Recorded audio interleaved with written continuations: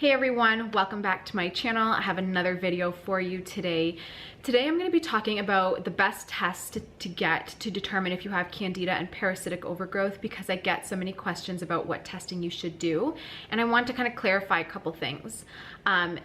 First of all, in terms of testing, I know a lot of clients and followers who have gotten testing for Candida and parasites and it has come back negative, and they therefore believe that they do not have the overgrowth and they don't do any type of cleansing, and then they can't heal. So I do want to put a disclaimer before we even get into the video that a lot of times tests will come back negative, and I'll explain why in a little bit, but it does not mean you don't have the overgrowth. And I do believe that most the population does have Candida and parasitic overgrowth, just due to the insane amount of toxin exposure that we have, the chronic stress that we have, and our unhealthy diets.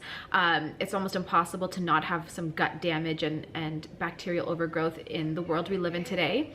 So usually right off the bat, it's good to just assume you have it and do a cleanse, and it won't do any harm. So if you don't have it, well, that's great, but if you do, then you'll get better. So I always recommend starting with that. But in terms of the tests that you can get done, there are a couple. I'm going to save my favorite for last. So the first one is a comprehensive stool analysis test. You can do this for Candida and parasites at a naturopath or a regular doctor, and they look at bacteria in the small and large intestine.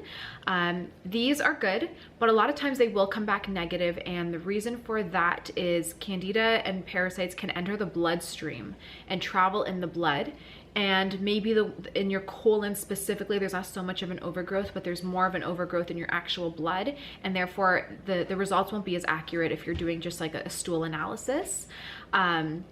Also, parasites, Candida, they are very smart. They burrow into the lining of your gut, so the wall of your intestinal lining, and they hold on pretty tight. So a lot of times too, you're only getting the dead worms or parasites or Candida, or not much at all in your stool, and they'll test for it and they'll see that there's not much, and they'll say no, it came back negative, but again, you just really do, and they're just, you know, very smart and hiding out in your colon. So that's another thing to consider. So stool analysis you can get done. Sometimes they're great and they give you good results. Other times they'll be negative, but it doesn't mean for sure that they are actually negative.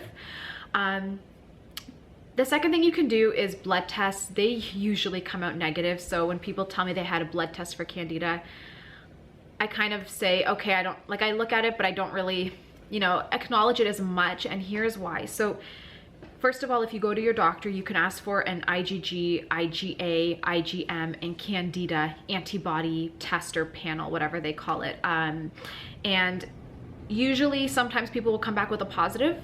Sorry, the heater just turned on. Sometimes they'll come back with a positive, but most of the time it's negative, and here's why.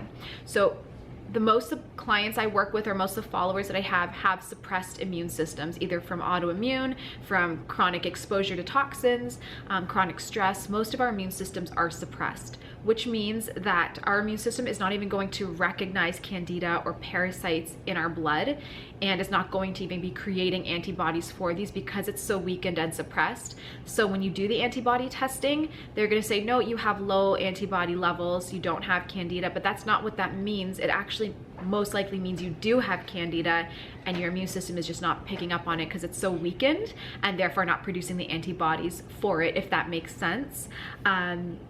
So that's just something to, I guess, keep in mind as well.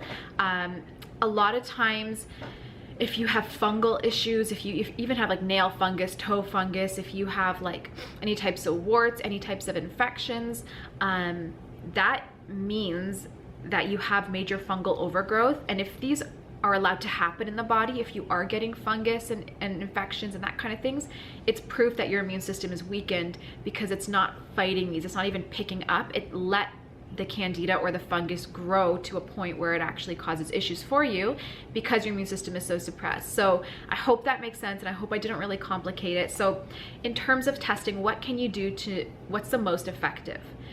In my opinion, it's symptom testing. Go off your symptoms. there's a very long list of symptoms to look out for in terms of Candida and parasitic overgrowth. I have an article on my Holistic Spring website. I'll leave it in the description. Under the Learn tab on my website, you'll see a Candida article, and I really explain all the symptoms there. But just a couple to touch on here: any skin issues, any congestion, so whether it's sinus, asthma, bronchitis, any type of congestion, any fatigue, low libido, PMS, PCOS, fibroids, cysts, joint pains, headaches, the list goes on, but mainly skin issues as well, are all signs of bacterial imbalance or dysbiosis or Candida and parasitic overgrowth. So my thing that I like to do is go off your symptoms. Do you have headaches? Do you have poor digestion? Do you have bloating and gas? If you say yes to just even one of these, do a Candida cleanse. Usually you'll feel a lot better after, and there's proof that you did have the bacterial imbalance. And if you do the cleanse and you truly don't have any bacterial imbalance, it's not going to harm you, especially if you do the cleanse correctly. And then at least you've covered your bases. So I find that for most people, symptom testing is truly the most accurate. Go off of the symptoms that you have and how you're feeling, do the cleanse, and then compare after the cleanse is done if you did it correctly. A lot of times people won't do the cleanse correctly, and therefore they don't get better, and then they think that they didn't have the overgrowth, when in fact they did, and they just didn't go about it the right way. So if you're not sure how to go about it, do research, watch a bunch of my videos, or you can even reach out to me for guidance, and I would love to work one-on-one with you to help you through the cleanse. But most people do have it because it's our chronic stress suppresses the immune system, which means bacteria is able to overgrow unchecked and kind of roam free in the body. We eat a lot of sugar, which further feeds it. We are exposed to a lot more mold and toxins, which again further cause that inflammation and that overgrowth. We have poor digestion and stressed out stomachs, which means that we consume, unfortunately, parasites, which are everywhere and impossible to avoid, but they're not dying in our stomach acid. They're surviving and reaching our intestines and able to multiply. So you don't have to be just eating meat to get parasites. They come from everywhere. And when you have that immune suppression, all of this bacteria in our body can just overgrow and roam free because our immune system is not stopping them.